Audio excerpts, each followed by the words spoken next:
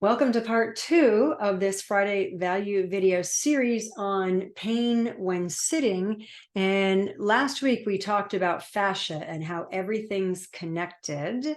And we went into an introduction on tensegrity and what that means and how the human body is really based on the aspects of tensegrity, because the muscles, the attraction and repulsion, the pull in and the push out is what keeps the bones together. I showed you Betty Bones briefly.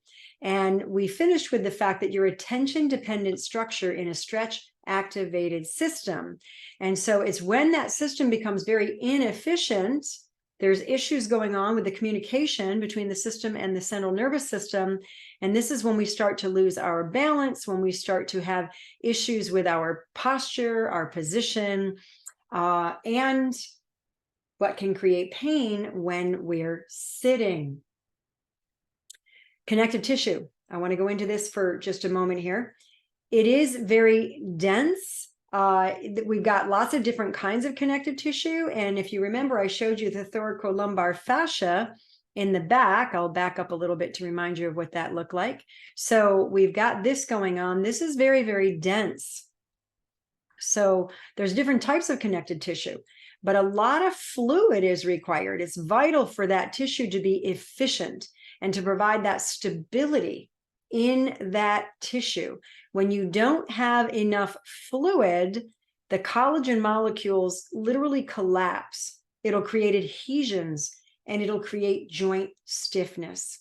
So what do you think happens when you're sitting?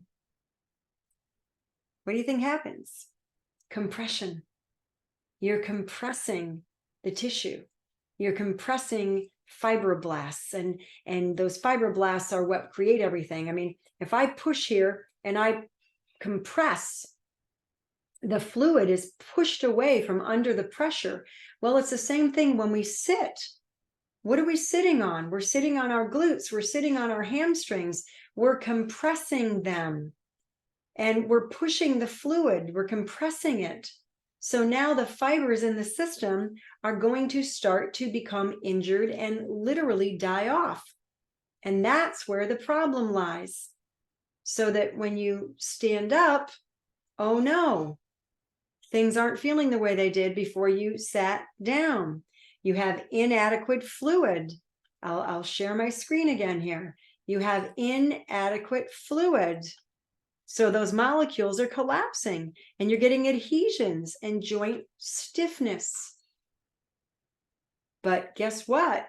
Guess what happens if you use the right strategy to, when I create enough pressure here, when I let go, when I decompress, fluid rushes in.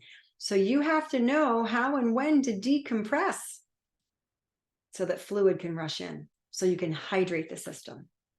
All right, I hope you're enjoying this, and I look forward to continuing this next week. See you next Friday.